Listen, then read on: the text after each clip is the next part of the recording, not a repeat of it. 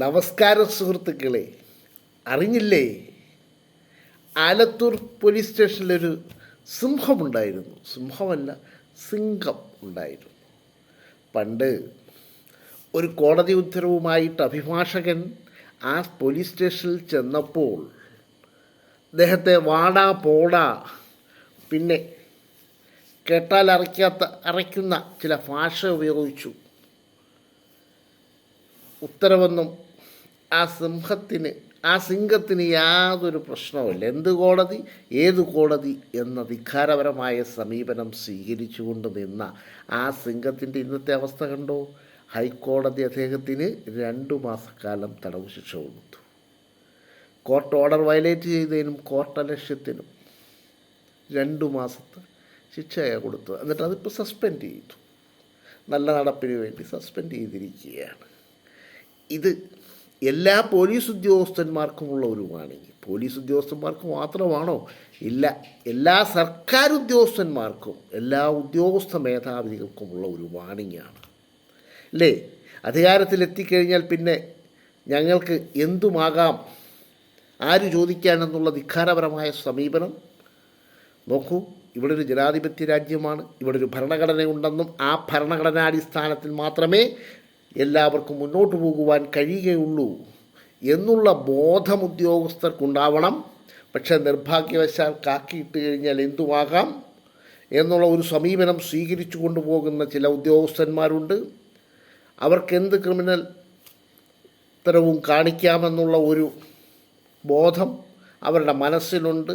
അത് ഇവിടെ പറ്റില്ല എന്ന് ഈ വിധിന്യായത്തിലെ തന്നെ വിളിച്ചു പറഞ്ഞിരിക്കുകയാണ് ബഹുമാനപ്പെട്ട നീതിപീഠം.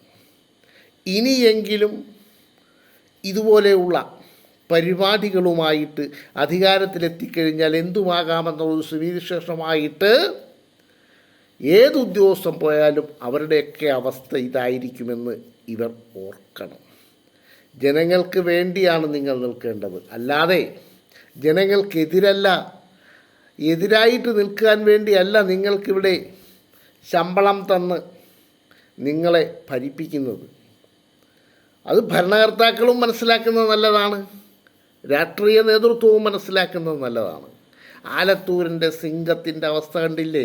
ഒരു എലിയായി മാറിയ സിംഹക്കുട്ടിയെ കണ്ടില്ലേ? എന്താ ആവേശമായിരുന്നു അന്ന്.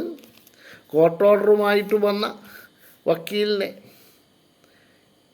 അങ്ങ് ഒതുക്കിക്കളയാമെന്നുള്ള രീതിയിൽ, യഥാർത്ഥത്തിൽ വക്കീലെന്നല്ല, ആര് കോടതി ഓർഡറുമായിട്ട് വന്നാലും ആ കോടതിയോടുള്ള ബഹുമാനം, നീതിപീഠത്തോടുള്ള ബഹുമാനം, അത് അതിൻ്റേതായ അർത്ഥത്തിൽ തന്നെ പ്രകടിപ്പിച്ചേ പറ്റൂ. അല്ലാതെ ഞാൻ സിംഹമാണ്, ഞാൻ സിംഹമാണ്, ആ സിംഹം അതുപോലെ നടക്കത്തുള്ളൂ, അല്ലെങ്കിൽ ഭരചന്ദ്രൻ IPS പോലെയുള്ള കാര്യങ്ങളെ ഞങ്ങൾ ചെയ്യൂ, കാക്കിയിട്ട ഞങ്ങൾ ചെയ്യൂ എന്ന് ചില ഉദ്യോഗസ്ഥന്മാർക്കുണ്ടാകുന്ന തോന്നലുകളുണ്ടല്ലോ, അത് തോന്നലുകളായിട്ട് തന്നെ അവശേഷിപ്പിച്ച് നിർത്തിവെച്ചോണം. അത് ജനങ്ങളുടെ മേലിൽ കുതിര കയറാൻ വേണ്ടി ഉപയോഗിക്കരുത്. ഉപയോഗിച്ചാൽ ഇതുപോലെയുള്ള സംഭവങ്ങൾ ഉണ്ടാകുമെന്ന് ഇനിയെങ്കിലും ഈ ഉദ്യോഗസ്ഥ മേധാവികൾ മനസ്സിലാക്കുന്നത് നല്ലത് കേട്ടോ. ആലത്തൂരിലെ സിംഹത്തിന് എല്ലാവിധമായ നന്ദി, നമസ്കാരവും സ്നേഹവും പ്രകടിപ്പിച്ചുകൊണ്ട് നിർത്തട്ടെ.